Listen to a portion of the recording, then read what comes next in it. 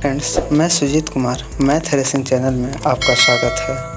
इसके पहले वाले लेक्चर में हम पढ़ा चुके हैं, इंट्रोडक्शन क्लास ले चुके हैं जिसमें साइंस के बारे में कुछ बताए और फिर प्रकाश के बारे में कुछ हम बताए हैं। तो आगे आपको पढ़ना है कि प्रकाश की किरण क्या कहलाता है, ठीक है, यानी रे ऑफ लाइट क्या है।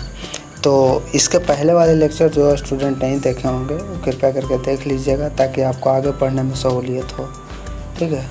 तो देखते हैं प्रकाश किरण क्या है। प्रकाश किरण कि दीप्त वस्तुओं से प्रकाश निकलकर जिस रेखा पर गमन करती है उस रेखा को हम क्या कहते हैं सर? प्रकाश किरण कहते हैं। यानी कहने का अर्थ है कि दीप्त यानी कि जिस वस्तुओं से जो रोशनी खुद करता है, खुद ब खुद निकलता है जिससे रोशनी, वह दीप्त वस्तु कहलाता है।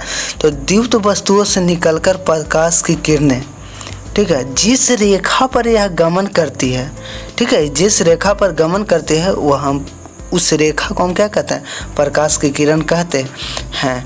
जैसे कि आप देखिएगा एग्जाम्पल में आपको सूर्य का एग्जाम्पल लिया गया है।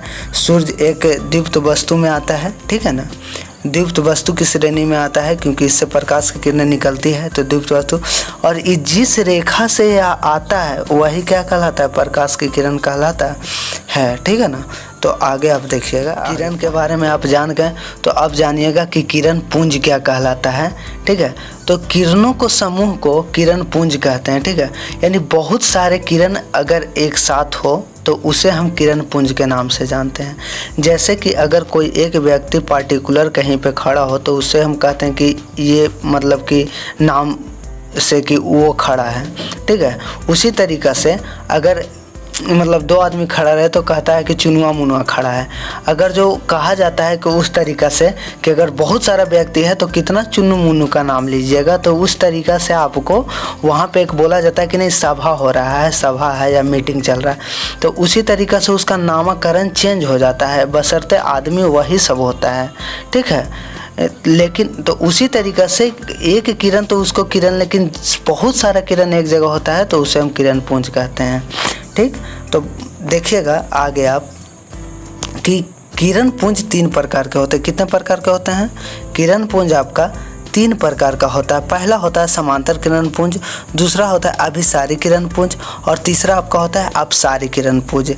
यानी कहलाता है पहला समांतर किरण पुंज का मतलब पैरेलल बीम ऑफ रे, ठीक है। अभिसारी किरण पुंज होता है कन्वेयरिंग बीम ऑफ रे और अपसारी किरण पुंज होता है डिलीवरिंग। डिलीवरिंग का मतलब आगे आपको हम बताएंगे, डिलीवर्ड करना, ठीक है। तो आगे देखिएगा, अब बारी बारी से जानेंगे कि समानांतर क्या होता है, अभिसारी क्या होता है, अपसारी क्या होता है, ठीक है ना। तो इसमें आप देखिएगा समानांतर किरण पुंज। समानांतर किरण जिस किरण पुंज का सभी किरणें एक दूसरे के समानांतर हो वह क्या कहलाता है? समानांतर किरण पुंज कहलाता है, ठीक है। कहने का अर्थ है समांतर किरण पुंज की जिसका समान अंतर हो, ठीक है, एक दूसरे किरण के अंतर क्या हो? समान हो, तो वह क्या कहलाता है? समानांतर किरण पुंज। जैसे टॉर्च से निकलने वाली प्रकाश किरणें हमेशा क्या होती है? समानांतर होती है। तो इसलिए समानांतर किरण पुंज का एग्जाम्पल है टॉर्च, ठीक है। आगे देखिएगा आप, दूसरा आपका है अभिसारी किरण पुंज।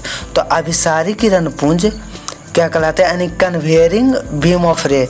यानी कहलाता क्या है कि सभी दिशाओं से किरण पुंज एक ही बिंदु पर आकर मिलती है तो वह क्या कहलाती है? अभिसारी किरण पुंज कहलाती है।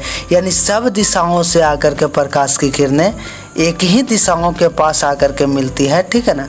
एक ही दिशा के पास आकर के क्या होती है? मिलती है, एक ही दिशा पर आकर के एक ही बिंदु पर आकर के मिलती है तो वह क्या कहलाता है?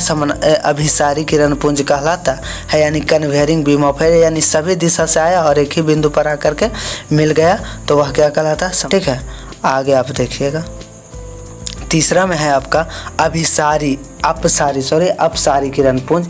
इसको अपसरित किरण पुंज के नाम से भी जानते हैं, जिसको हम कहते हैं डिलीवरिंग बीम ऑफ रे, ठीक है। डिलीवरिंग बीम यानी डिलीवर्ड करना, एक जगह से सभी जगह फैलाना। जैसे नहीं कहते हैं डिलीवरी मैन, यानी कि सभी जगह पहुंचाने वाला। तो उसी तरीक़ा से कि जब एक बिंदु से प्रकाश की किरणें सभी दिशाओं में फैल जाती है, ठीक है ना, उसे हम क्या कहते हैं? अपसारी किरण पुंज कहते हैं, यानी कि डिलीवरिंग बीम ऑफ रे के नाम से जानते हैं। जैसे यहाँ देखिएगा कि जैसे देखिए ये थोड़ा मिस्टेक आपका हो गया है फिगर में, यहाँ से इस तरीक़ा से बाहर की ओर निकलेगा, एक बिंदु से सभी दिशाओं में क्या हो जाएगा, फैल जाएगा, ठीक है ना। अंदर की ओर नहीं, एक बिंदु देना है, ठीक है, और उससे ऐसे इस तरीक़ा से आपको बनाना रहेगा कि इस तरीक़ा से सभी दिशाओं में क्या हो रही है, एक बिंदु से फैल जा रही है। तो यह क्या कहलाता है आपका अपसारी किरण पुंज कहलाता है। जैसे आपका हुआ ना बल्ब एग्जाम्पल में बल्ब से सभी दिशाओं में फैल जाती है, तो यह क्या कहलाता है, यह आपका कहलाता है अपसारी किरण पुंज, ठीक है।